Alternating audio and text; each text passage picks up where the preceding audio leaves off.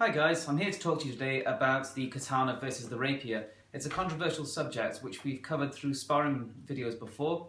People ask us about it all the time, how would they compare against one another. Sometimes people read a bit too much into the sparring footage because realistically the sparring footage is just that, it's two people going at it with swords. There's no context of what they are like as in terms of their quality, their training and all sorts of those things. And it's best talked about in an article like this where I can directly compare the swords and give you an indicator of how they do compare both in terms of statistics and also what I think of them, and we can start looking at different attributes of each of the swords. The first thing to consider is context. The rapier. If you're going to compare a rapier against a katana, well, we're talking about unarmoured combat. This kind of rapier, you can't see the whole thing in the video, the blade is 46.5 inches long. This is not the kind of weapon that was carried to war. Even though you'll see this kind of hilt being used on the battlefield, in this particular kind of setup with a very long blade, which is how most people think of rapiers, it wasn't taken to war. So we're talking about a civilian context, so you're talking unarmoured combat. If you look at the attributes of the two swords, this is a Danelli. He makes some of the best reproduction swords, or particularly rapiers in the world, and this one is based off a museum piece in the Wallace collection. It's made as a blunt, so I can use it for training. But in terms of the way it looks and the way it handles, it's basically spot on to the sword from the Wallace collection. Blade is 46.5 inches long, which means when I put it beside me, the pommel reaches about my shoulder. So it's a very long blade for a one-handed sword. And total weight 1.3 kilos, which is approximately 2.8 pounds. So that's just an overview of the rapier, just rough statistics. Then the katana. This one I have here is Hamway. In this particular case, the blade is 27 inches long, the grip is 11 inches long. That's actually quite a large grip for its blade length, but it's a good prop for the video generally. And it weighs about 1 kilo, which is about right in the middle range of what you'd expect a katana to weigh. Again, over time people have started to think of katanas as super lightweight, sort of featherweight swords, and a lot of them are because they've been polished down to within sort of millimetres of their depth. Historically they varied immensely. You'll remember the katana was in use for a very long time, hundreds of years, and they could vary realistically from about 600 grams at the light end up to about 1.2 and even 1.3 kilos, and even more when you go to larger swords again. So the actual weight range, well, this rapier is around about average at 1.3 kilos, that katana is roughly about average at 1 kilo. You can't read too much into that because they do vary quite a bit through time periods and personal preference and all kinds of things, but we have to look at some kind of average to actually compare in this video. So what we're saying is that the rapier is something like 30% heavier than the equivalent katana, but in terms of size, this is a 46.5 inch blade compared to that katana, which is 27, and even if you went up to say 28, 29, which again a common length for the katana, the rapier has a massive reach advantage. Okay, so in terms of historical accounts, what actually exists to tell us how they did against one another? Well, Europeans did encounter the Japanese, and certainly they did fight against the Japanese, particularly with the Portuguese and English pirates and merchantmen, so it did happen. One of the problems we've got though is it's not well documented what weapons they actually used, and even if you might find an account where it says something like a rapier, rapier means a lot of different things to different people in different time periods. And that's something we'll discuss on a rapier-specific video at a later date. But it's not likely that something quite this large and this long will be used in that sort of setup. They'd be using, yeah, maybe similar hilts. A lot of the swords in use at the time called the bilbo, funnily enough, which is a very common sword for use on ships, which is much shorter and heavier bladed, but with similar hand protection, as well as a series of sort of cutlass and side swords and all kinds of things. So yes, they did encounter one another. But it's not really a fair comparison to this rapier as we think of the rapiers, the long-bladed, thrust-orientated swords. So it's hard to extrapolate information from those accounts, although they are very, very interesting. So we're going to have to look at the swords and compare them for what we have got. We've talked about length. The rapier is a lot longer than the katana, and on average, you'd expect it to be close to 15 inches longer in the blade. So you're talking about a massive reach advantage. We've talked about weight. The next thing we'll talk about is the cut.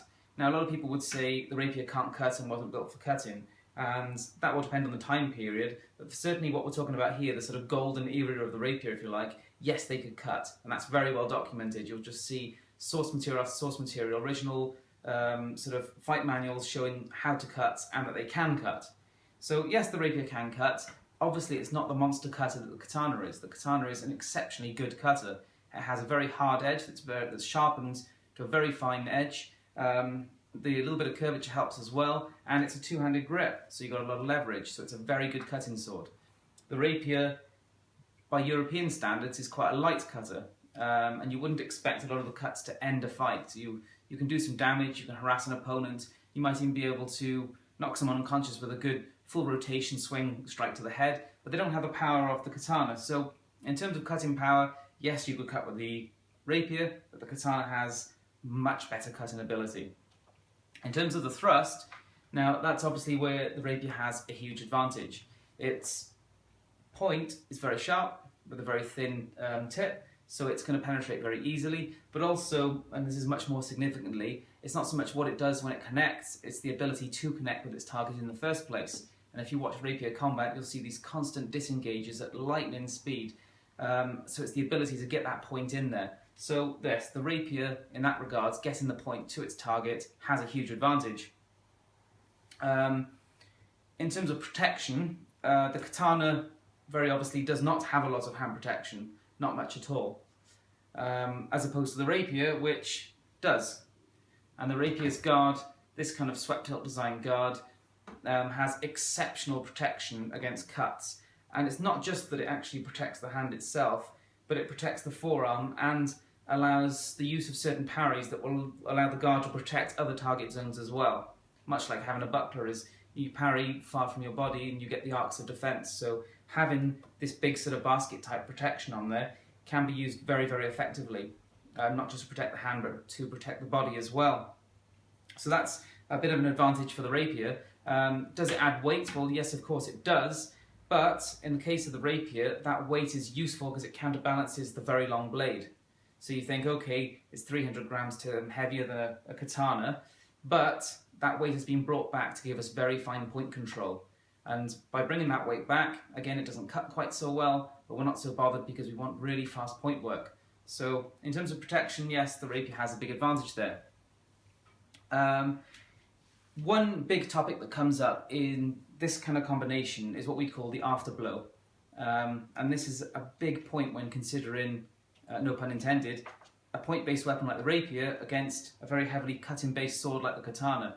And you'll see this if you watch our sparring videos, is you can't think about this sportively. It's not who makes the first hit, but how it would actually go down in a fight. The rapier, if you watch most rapier against, say, longsword or katana videos, will frequently be able to land the actual thrusts in without any kind of opposition, and that's just because it is incredibly fast.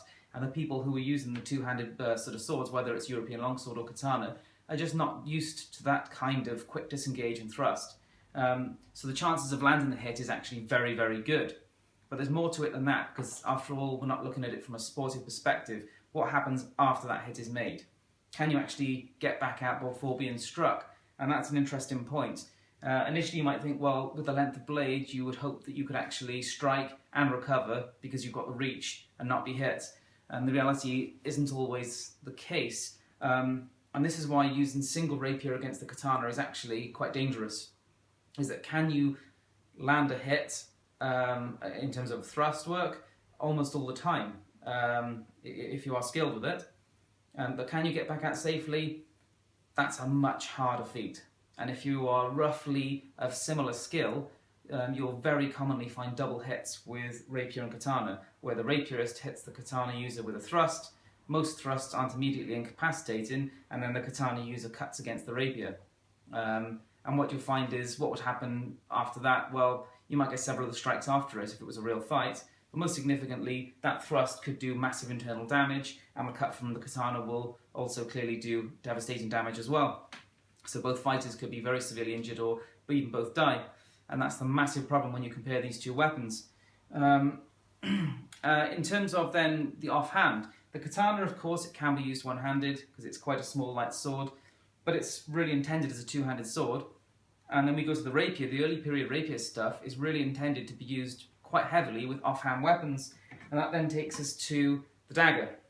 You can use bucklers and shields and things like that with the rapier, but what was most commonly carried was a short parrying dagger like this, just with some small hand protection.